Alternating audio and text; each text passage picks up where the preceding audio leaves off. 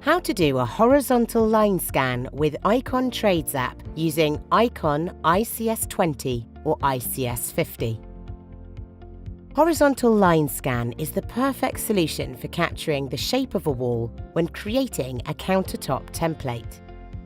Go to Tools. Select the Measure tab and tap on the Line Scan to start the tool. Select Horizontal 360 degrees or point-to-point scan to manually define direction and range of the scan.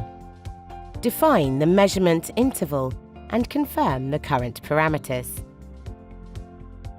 Measure start and end point of your P2P scan. The first point defines the height of the scan. Press Start button to initialize the scan. The instrument will aim back to the start point and the scan will be done following a clockwise direction. You can pause the scan and resume it at any time, or skip a point. By pressing long on the Skip button, more points get skipped. Corners are automatically detected and measured. During the process, you can always change the interval in Option. When the scan is finished, all measured points are displayed on the drawing. Press Accept to save the results in the active layer. Measured points have a predefined ID. You can start a new scan or review the results.